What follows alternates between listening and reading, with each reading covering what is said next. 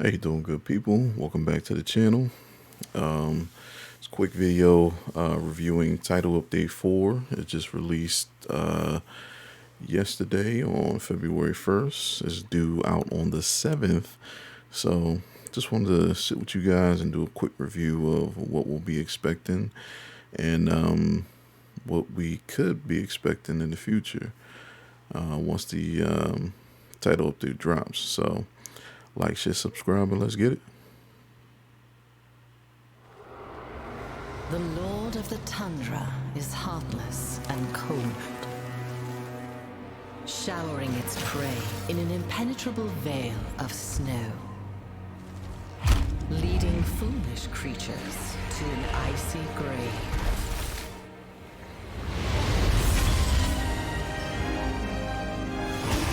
Got the Ice Queen back.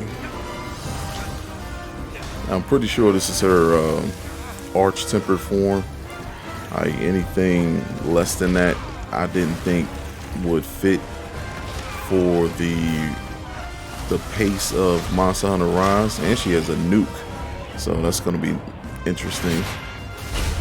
Yeah, anything less than arch-tempered, I don't think would have been good for her. I think she would have got mutilated. So. And Risen Valstrax, the other bad nasty that I was expecting in the game, because he had to come. He had to be in the game, like, no doubt about it. Could be considered king of the elders. You know, Risen Valstrax had to make an appearance, no doubt. And you know, I'm expecting Risen Risen Shiguru Magala as well, since Shiguru Magala is a fully formed Elder Dragon, unlike Gore Magala and Chaotic Gore. So possibly Risen Shiguru Magala in one of these future title updates, possibly. And we got new hairstyles, new layered armor, and you know how that goes. So all that is always fun. I enjoyed, you know, my layered armor layouts and all that. You know, switch up the fit, you know, it's just only right.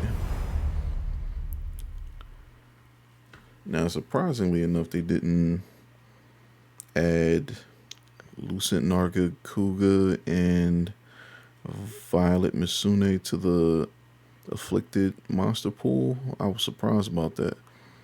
They didn't when they added Gold, Silver Rathlos, Flaming Espinasse, all those monsters. They didn't add those to the pool then, and now they didn't this time either.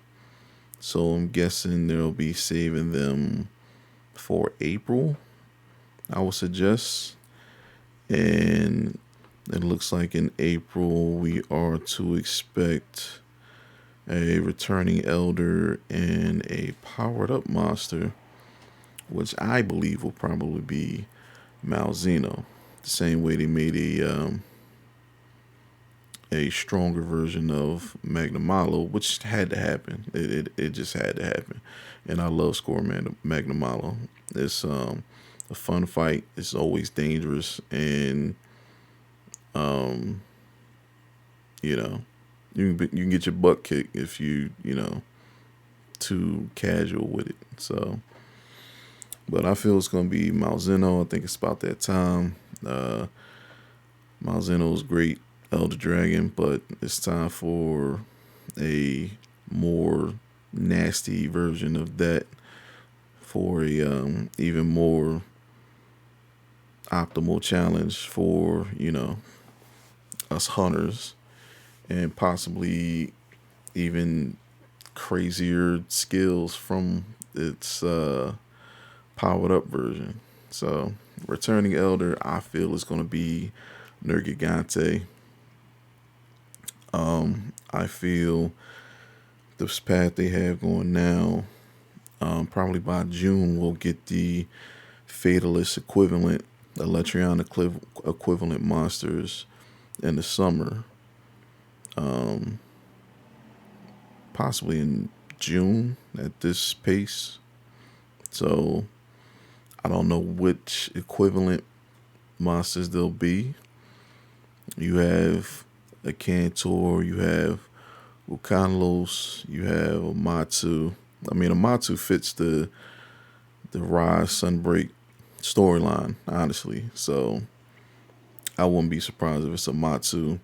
You know, the storm the whole storm thing with Ibushi and Narwa, and Matsu is like the god of storms and weather and all that. Although it's mainly just water, possibly it fuses with Ibushi and Narwa and gains all of their attributes as well. Because most of the time, if I remember correctly, when you fight Amatsu, the only time it uses wind is to suck you in for it's like devastating spin attack. And you had to basically just dive out the way, or you're just gonna take a big hit. But it most of the time was like water, jet streams, and all that. So, but we'll see. We'll see what final monsters they'll have in store for us in June, maybe. That's just my prediction. But Valky looks good. She looks good. Has some of her usual skills. They didn't show too much, but this part is pretty good. For this ice nuke, which I'm pretty sure is going to be a one shot or close to it. I'm not sure what affliction it might have afterwards, but I'm pretty sure it's gonna hurt. But Rise is a much faster pace, and Velkhana benefited. The Velkhana fight was more akin to the World play style, the much slower play style. So it's gonna be hard to say if, despite all the Arch Temper version being introduced to Sunbreak, if she's still not going to get destroyed due to, because she's not even risen. It's not even a risen Velkhana or anything like that. So it's hard to say if if she's not still going to get obliterated by a lot of players, because it's a much faster pace, and I don't know if she just won't get blown up, and they just make a joke out of the fight. But we'll see. I hope it's a fun fight. Velkhana is always a fun fight, but it's just Monster Hunter Sunbreak and Iceborne, two different play styles completely. So, well, we'll see. We'll see. And Risen Valstrax already looking pretty terrifying.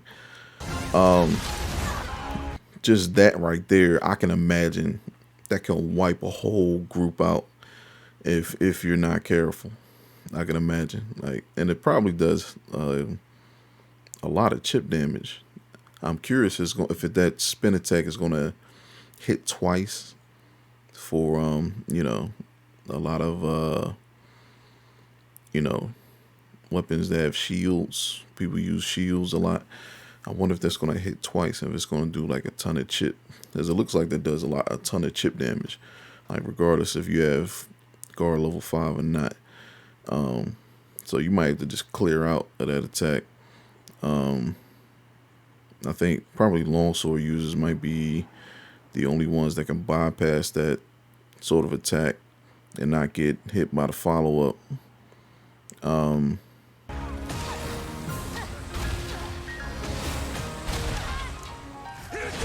That's a familiar attack. that's going to be new. So they didn't show much of Risen Valstrax, which I like. So the fight's still going to be a surprise. They showed you two moves, two newer moves, and one familiar move that you should already be privy on how to dodge.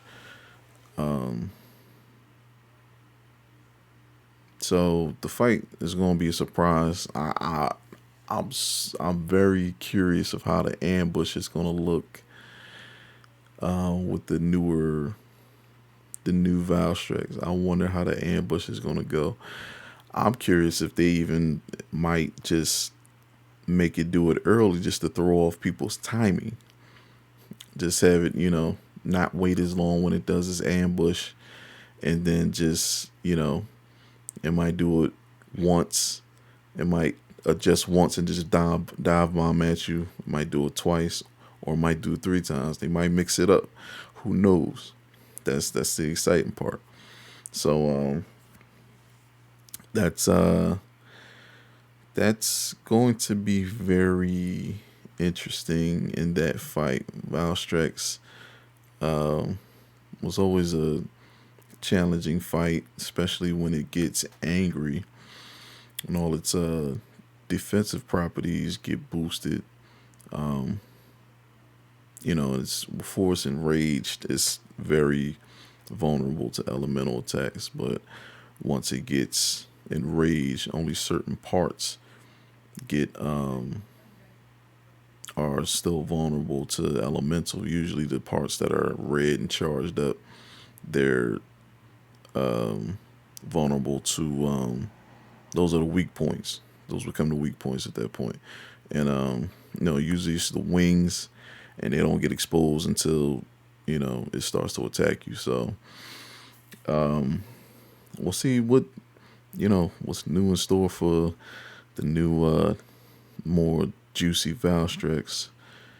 But I'm excited. I am curious about its new armor set, though. I'll do a separate video about that and my thoughts about that. We got the current Risen monsters and Anomaly investigations. So I'm curious what their parts will yield us, what decos they'll yield us, because it gotta be something like extremely good. Because I think they'll be at 8 stars, and with them having increased levels, it means they're gonna hit much harder. So gotta give maybe attack level 4. They'll give us those attack decos, so we can potentially free up slots. That'd be exciting. Whole bunch of possibilities. Crit eye, weakness exploit, tenderizer, level 2s. All those was gonna come in game. So, and we're basically pushing to that end game. So, a lot of possibilities in this new title update. Decos, the new armor, the Risen armor from Valstrax. I'm not sure what they'll do with Velkhana's armor set. I'm pretty sure they'll improve it from World, and that may bring back more greatsword users if it does have the skill that lets you charge while you sheathe. So it might bring back the hit and run greatsword meta, possibly. So we'll have to check it out. 7th is only a few days away, so we'll have to explore all of that. And I will be doing build videos when I can of all the skills, and tell you my thoughts about everything. My powder mantle my powder mantle video, people didn't like when I mentioned powder mantle being the best skill in title update 3, but everyone's using it. So I'm like, why all the dislikes? Like, what happened there? You don't have to use Powder Mantle, but it's great in your build. Like, you're attacking a monster, and you know, after a while, you just get a free 450 to potentially 700 damage. Like, why wouldn't you want Power Mantle in your build?